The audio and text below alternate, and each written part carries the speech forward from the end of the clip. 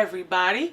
Welcome back to Tell Me About You. Now, before we get into this amazing, awesome, tacular guest that I have here today, I would like for y'all to go ahead and hit that like button, smash that subscribe, do all those things, because that is what you need to do. Especially if you want to come back and get all the interviews that are going to come, because you never know who's going to be on. You never know. So, that being said, we have Angie. Now, Angie, how this one usually works, I say, you tell me about you. But you've come here with something. So, instead of us doing the tell me about you, which she still will do, come on, bars, she will also tell you about it. So, go ahead, Angie. Alright, so I'm actually here to talk to you guys about a play that I'm in. Actually, my two kids are in it too, two of my children. Ooh. Yeah, they play two of the assassins. It's a show about two competing assassin families called Delilah, the Damsel of Darkness. It will be appearing on October 26th, I believe. It's on a Sunday at Oz's Bar in Creve Court. I believe so. Creve Court, okay. So, I'm still unfamiliar with Peoria being said. Okay. Like I said, I'm from Chicago, okay. so I'm still kind of learning the area. Anyway, back into this. So, Delilah is a girl that is found as a young orphan. And what happens is Mademoiselle, who is one of our main villains, we have two villains, Mademoiselle and Vula Valoria. They are the competing heads of the assassin groups. Now, they take in these young girls and they manipulate them into doing their dirty work. So, and like the youngest assassin is in this show 13, played by a 9-year-old actually. That's okay. That's okay. No, you gotta start him young. He's start him doing young. amazing actually. He's doing wonderfully. It's his first play. Oh. So yeah, as well as his older sibling Jared, it's their first play as well. Oh, I love that. So a lot of people are new to theater in it, and they're getting used to it. And so who do you play? I play Anastasia as well as Shiver Stelton. Now they're two very big characters. They're not like huge in the scenes. They don't have a lot of scenes, but they're like Anastasia gets kidnapped, right? So that sets off the whole chain of events. Oh, so that's like, so without giving anything away, that's like the very first start of everything. That's the very first start of everything. Opens up kidnapping. It's opened up as like Anastasia's kidnapped and Delilah is on a journey to save her. But there's a lot of betrayal and a lot of backstabbing. Oh, I love a good twist and a turn. A lot of good twists and turns. Ooh. A lot of like almost everybody, you know, has a big part in this tale. You know, there's big deaths, there's romance, there's just there's friendship. I'm here for it. It's beautiful. It's a beautifully written show. Patrick did amazing. Patrick Bell. Patrick Bell. He is our writer and director. I'm over here making it seem like I don't know. I know who he is. I'm just going to pretend like I don't. So, Patrick Bell. Yeah, he is great. He is great. Always wonderful. I actually got kind of roped into this. Really? My friend was like, hey, you want to do a play? Because she knows I went to college for theater. Ooh. So, right now I'm a stay-at-home mom with all these crazy kids. It's okay. But I went to college for theater, so she's like, hey, you want to do a play? And I was like, I mean, all right. Sure, I'm on board. And then all of a sudden they were like, we need more damsels. And I went and asked my kids. I was like, how old? And they were like, oh, it doesn't matter as long as they can follow directions. I was like, cool, cool. Two of my kids has always wanted to get in theater, so I just kind of was like, hey, you want to do a play? And they were like, okay. I love that. Sure. Sure, the 9-year-old will actually be appearing on the news on October 6th with me on Week. Hey. It's his first interview. He's very excited. I love it. I love it. Also, shout out WEEK. Y'all already know I used to be one of y'all. But then, I had to leave. That's fair. That's fair. Actually, I think Patrick works for Week. Yeah. I think that's what he does. Yeah, and so he can't appear on anything. So I'm kind of his little media. There's nothing I'm wrong. his media bird for now, which is fun. It's been fun. I love that. Yeah. I love that. So, how did you... So, you played two characters. Two extremely important characters at Two that. extremely different characters. So, how do you switch... Like, I understand that theater training does come into play when it comes to very doing much that. so. They're completely different personalities. Like, Anastasia is very, like, where are we going? Why is this happening? What's going on? And Shiver Stelton is like, well, welcome to my lair. You know I beat all the assassins, so I don't know why you think your trick's gonna work. Oh, she's a classy broad. Yeah, she's a businesswoman. Oh, she owns a classy. lumber business. And she gets involved with everything because she's an informant for the Damsels of Darkness. Oh. Mm-hmm. She's an op? She's an op, kind of. Oh, okay. She also owns a lumber business. Now, Vula Valoria had contracted her for lumber for this boarding house that she was fixing up for the and they don't know nothing. Insane. And they don't know anything. So, no. So Shivers is actually kind of a double operative. Vula thinks she's working with her, however, but she's really not. She's working with Delilah. Who Vula has no idea that Delilah is trying to save her as well. Because everybody keeps being sent to kill Vula Valoria. Dang. Even that baby? The baby's sent to kill him too? Yep. Oh. The baby actually is a big part in a lot of the murders. Believe it or not. Oh, no. Yeah. Yeah. And you said this is your 9-year-old son who's doing all of this. Yeah. So how do you... So, of course, with him wanting to get into theater and everything like that, with he's both of actually your a sons, really gentle soul. Playing a murder. Playing a murder. Yeah, very gentle soul. Loves to read. Will play video games, but loves horror movies. So they were actually really stoked to play an assassin. How do you feel about horror movies? I love them. I've been doing haunted houses. Really? In my past, I did them for almost 20 years. Okay. I am not the biggest horror movie fan. Okay, that's fair. But the funniest thing is, like, my favorite movie is a horror movie. What is it? It's It. The new one. Really? I really like... Maybe it's because of the cinematography of the movie. Okay, it is I'll great. just sit and I'll be like, that's great. That boy is finna die. But... The camera work. Beautifully shot. The camera work is Beautiful. It's fantastic. But it's like with some horror movies, I know I can't do them. Like Jordan Peele movies, I love them. I want to watch them. But to me, that horror is too real. I'm like, The only thing I can't do is Final Destination. It's too real for me. My anxiety just cannot handle it. I speed past every log truck I see. Yeah, same. I speed right past. My son loves them. What? Loves Final Destination. Loves it. I can't. Yeah. My older two kids will sit there and watch Final Destination all day, and I'm like, all right, Mom, come watch this with us. No, I'm good. I'm not saying that there's anything. I'm not saying there's anything wrong with your kids, but Final Destination is a little tough. Final Destination. It's a little tough. It freaks me out. I would real get them hard. checked out. I'd be like, so y'all okay with just driving past a log truck? Y'all okay with that? That stuff scares me so I much. feel like the second my kid learns to drive, he's gonna be like, Let me get out of here. I don't Let need me just this. get away from this. He doesn't like roller coasters already. Really? Yeah, so I think like he's already kind of a scaredy cat. That was so, that was a crazy thing on Final Destination. That was, yes. But he already didn't like roller coasters, so Oh, that doesn't count. Then. anything that goes upside down, he is not about. Nope. Really? Nope. How do you feel about roller coasters? Nah. You don't like I them either? used to love them, but they give me the worst headaches. Oh. I've aged out. I've aged out. I'd rather be home crocheting. I'm good. I love roller coasters. I Yeah? love a good roller coaster. How them bad would just be going, I'm like, it's a good time. Like the one that will spiral all the way up and then drop back down. Oh, put me in the front row. Is that V2? I don't remember what it's called. It's in Gurney. I think so. Yep. Okay, so I used to go to that one. It's Vertical Velocity. Put me in the front. I've been on that quite a few times. I've actually been on Goliath quite a few times. The wooden roller coaster that goes upside down and has that 90-degree steep. Give me... I've Put been me on in it. it every I've been time. on it a few times. It's horrifying. I don't know what it is. I think it's like the... You know you have that moment where you go up and then you get ready to come back down. And so it's like gravity just leaves for that millisecond. Okay. I love that. You feel that moment of... Yeah, no, I get you. It's like anything is possible. Get back down! I love it. Death. But I love a good roller coaster. I love a good roller coaster.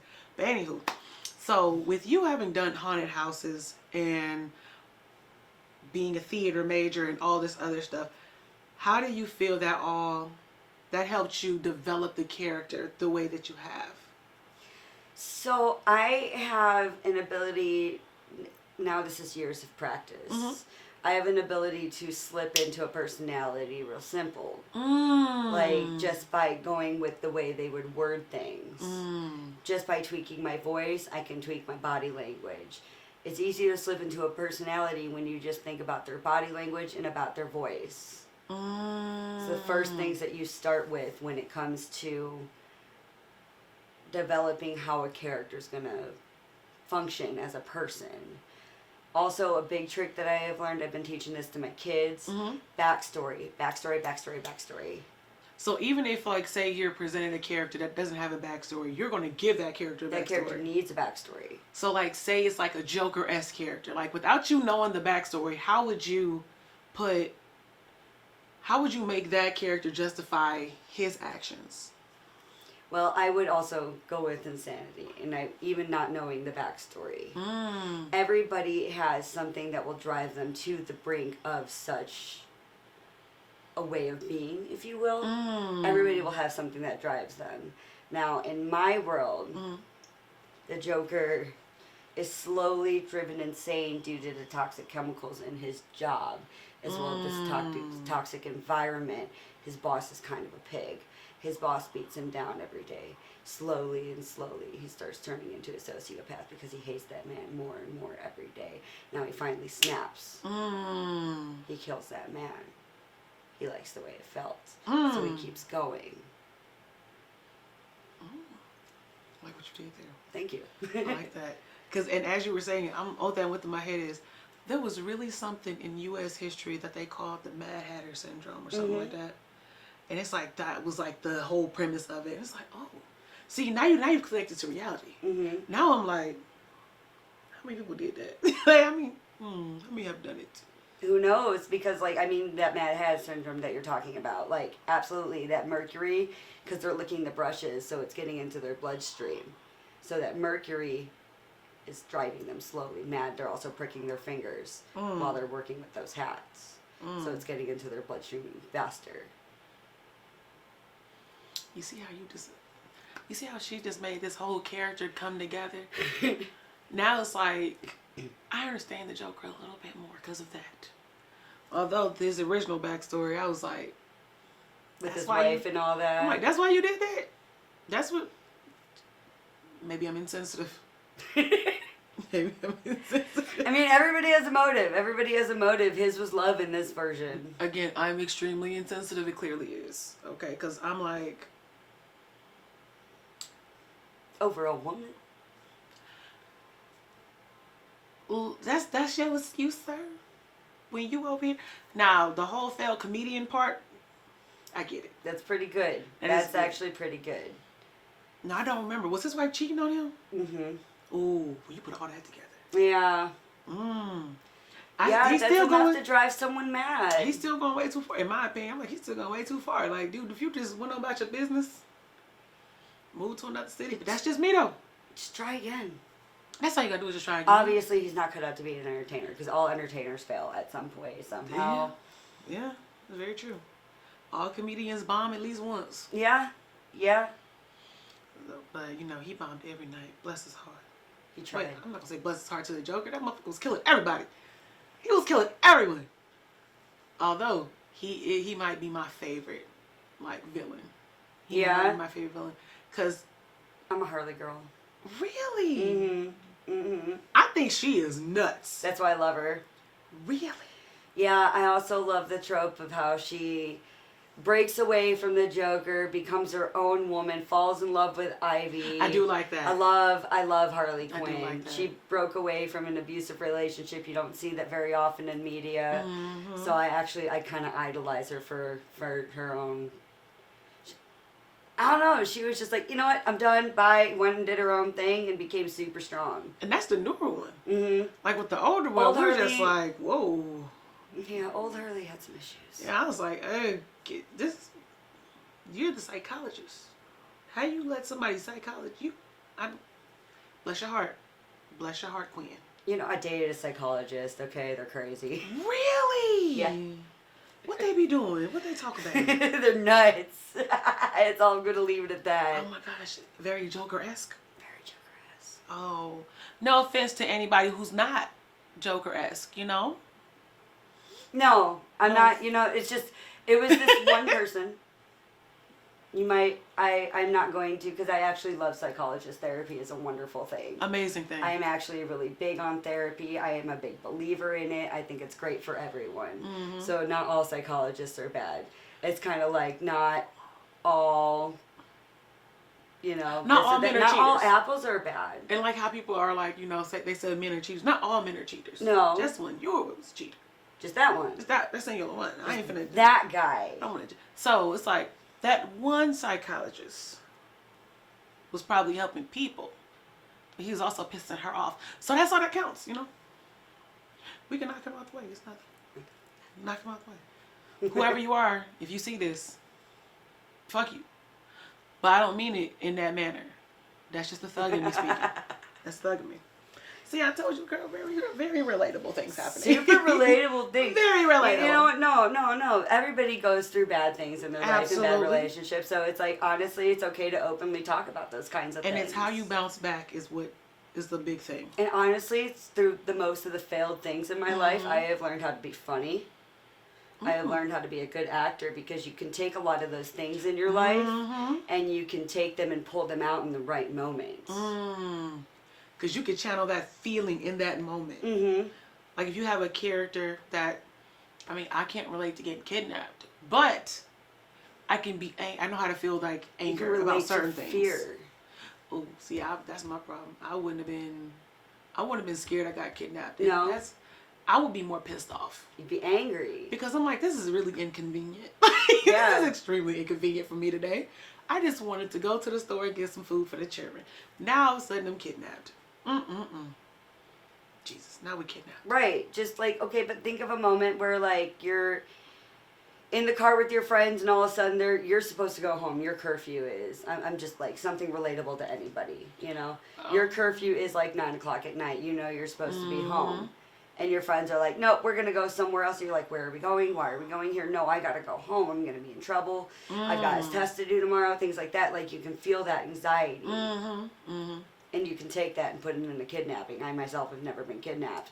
But I can take those feelings of time that I have been scared about not knowing where I was going or what was going to happen and relate that to Anastasia.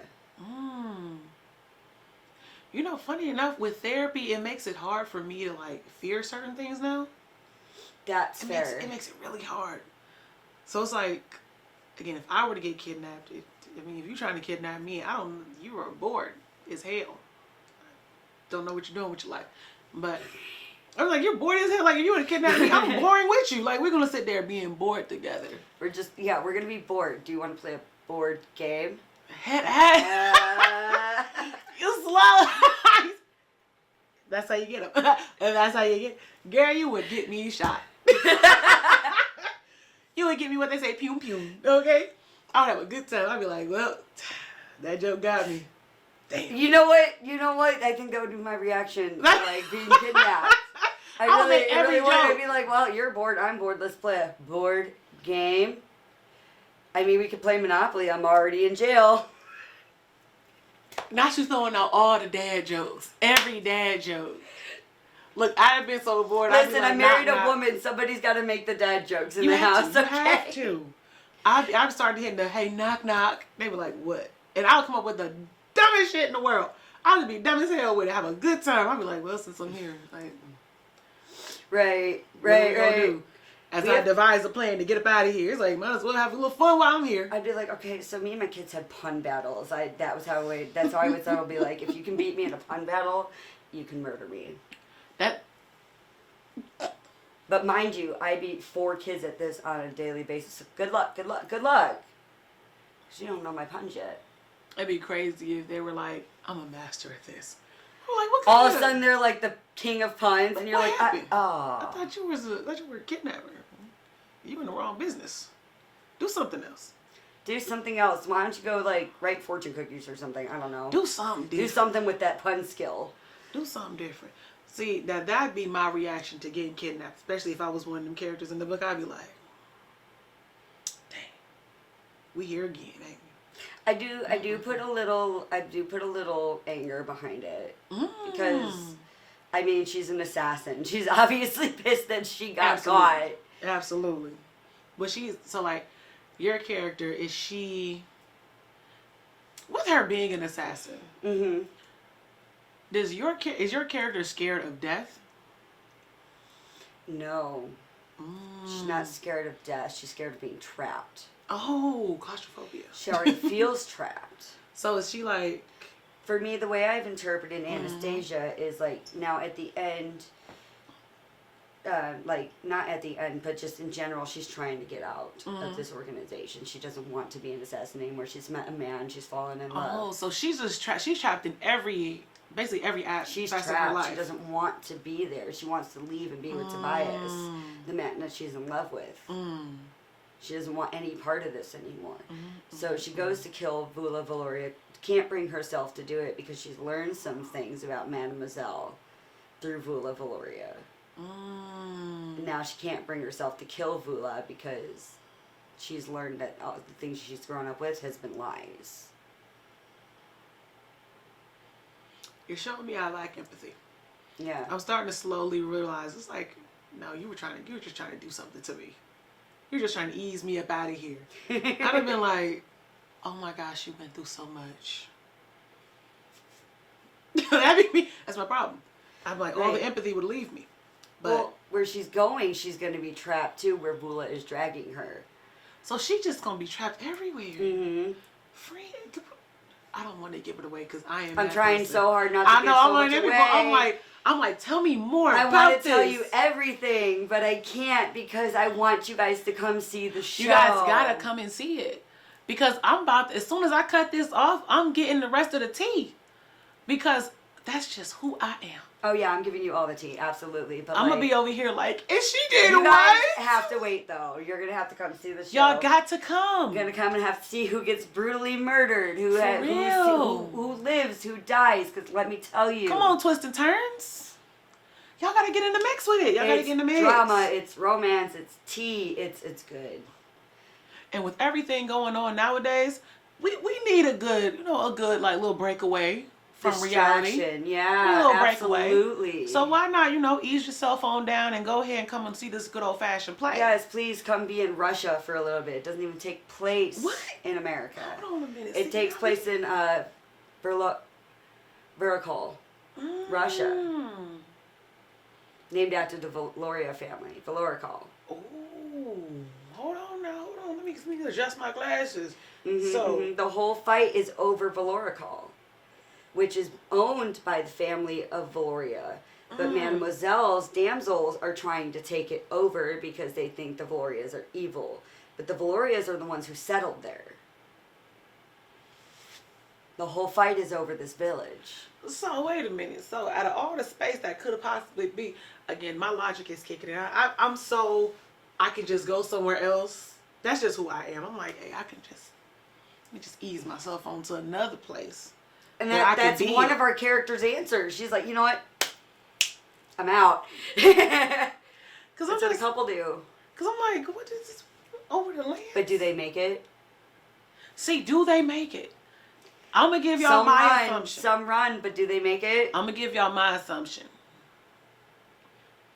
I think that maybe one person make it, but they got to go back. That's my assumption. They make it out, but they got to go back up in there. Maybe because of a family member. Again, I don't know. I haven't seen the play yet. Just like y'all haven't. So that means we all got to go because now we got hypotheses everywhere. I'm assuming that there's murders everywhere. Every time somebody step on something, it's murder. Okay? That's kind of what it feels like. Oh. It's kind of what it feels like. There is literally a point where there is a body dragged off stage. It's fantastic. The body gets drugged. I can't tell you who it is or anything because that'll totally ruin, that'll ruin things. Ooh. And it's not, is it also a musical or is it not a musical? No, it's just a straight play. Just straight play? Mm-hmm. Because, I ain't gonna hold you, if it was a musical, I'd have thought Sweeney Todd immediately. Right, yeah, Sweeney Todd vibes, for sure. No, this more has World War II, Cold War vibes. World War II assassins.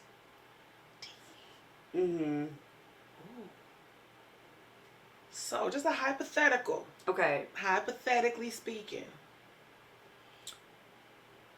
Now, again, I make it my business to not know people's stuff. Okay? So, speaking of the play, I preface with this. If there was any character you could kill off in the play, who would it be? Oh, Mademoiselle. Even with her tragic backstory, supposedly? What backstory? I'm kidding. Her backstory is actually really sad as well.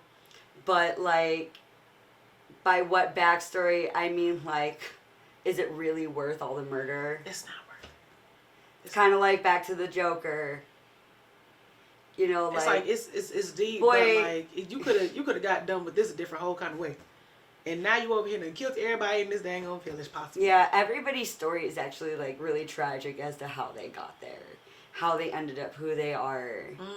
You know, it's all everybody's story. Like, everybody has a reason for being where they are. A lot of these kids that Mademoiselle takes in are orphans. Oh. Yeah. Anastasia was an orphan. Delilah is an orphan. They found her on the side of the road. Trolley was an orphan. They find her on the side of the road. Like, they're all just these orphan children. Ooh, so with the madam lady, Mademoiselle, if you will. So it's like, to these people, she is considered a good person. She's mother. She's mum. But to these people, she killed everybody. Pew pew. Well, she's raising these children, right? To kill this family. So that's all. And so it's everybody like that's important to them. So it's like she doesn't care about them for real, for real. No, she don't. Y'all, this But woman don't care about the people. they all call her mother, like she's mom. No. Because she's done taking these children from a young age. But she just using them babies. Yeah, but she doesn't know. They don't know. Oh. Because that's all they know. Oh no. You know what I'm saying?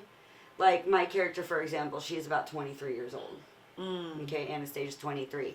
She's been with Madam since she was 3 in my role. Oh my goodness. Why?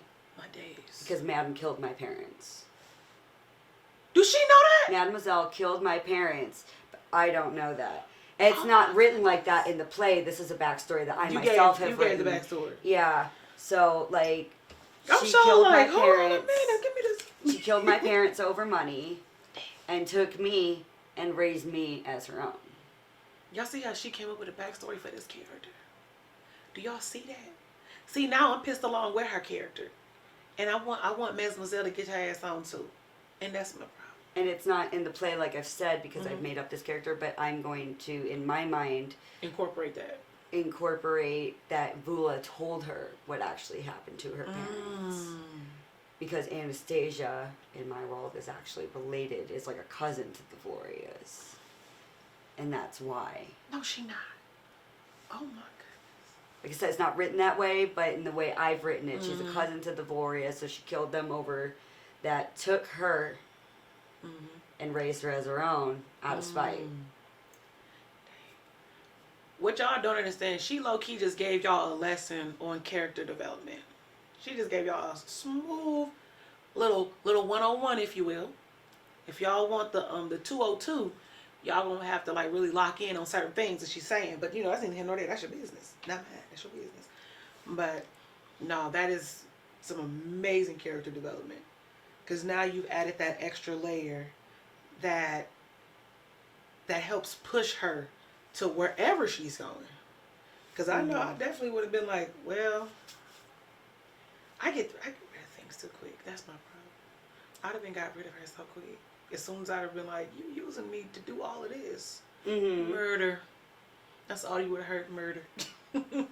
Well, it's kind of implied that Vula tells her things because she's like, you don't know the terrible things that woman has done.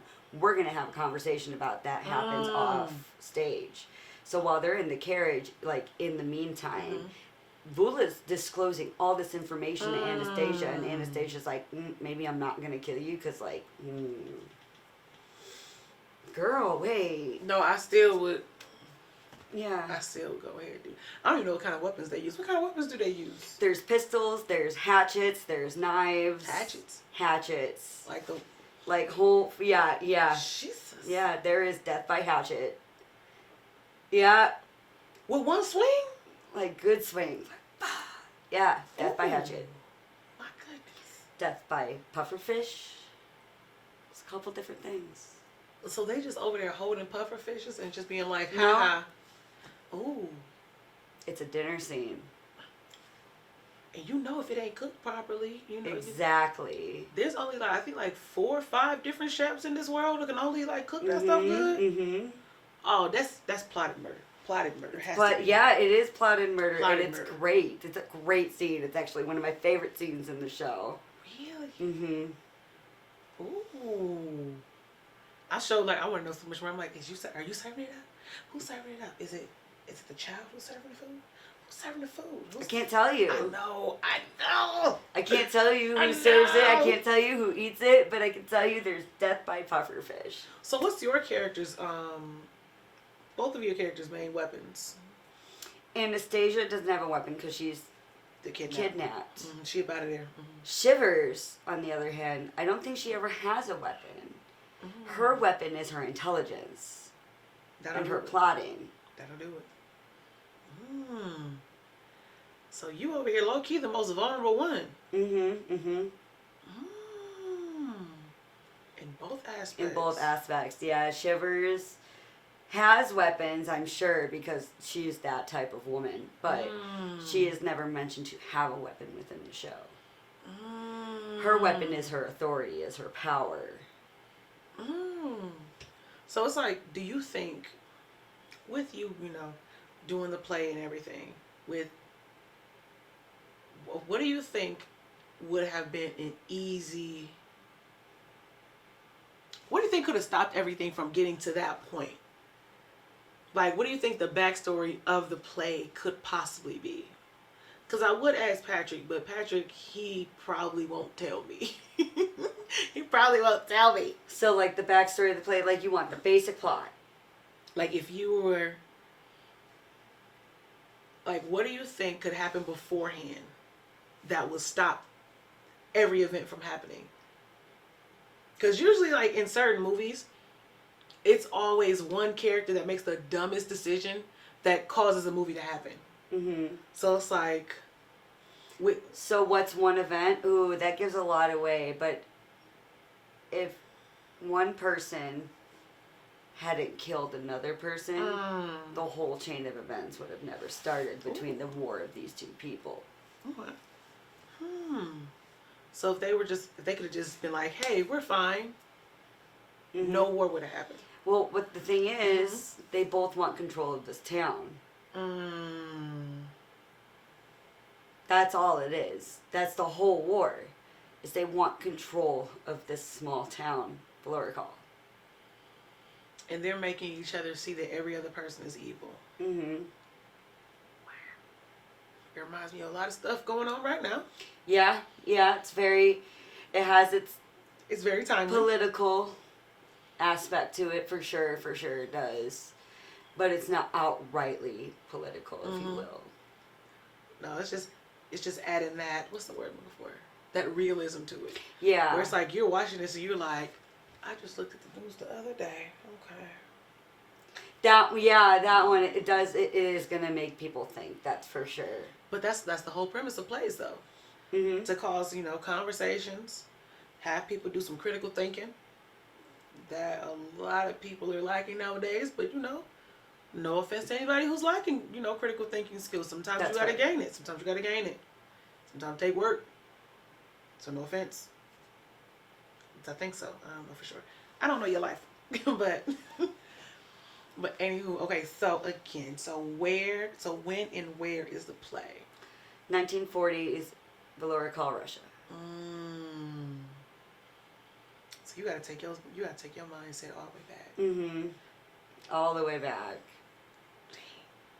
There was a short period of time where Tobias was supposed to be played by a woman, and I was so excited. I was like, I get to marry a woman at the end, and then they made it a man. I was like, I guess. It was that, but that's okay. Go the man who plays Tobias is a gem. Kent's wonderful. So, like, I can't... Kent who? What's his name? Last name. He works for the news station. Davis? Yeah. Get you up in that okay, Kent. I like Kent.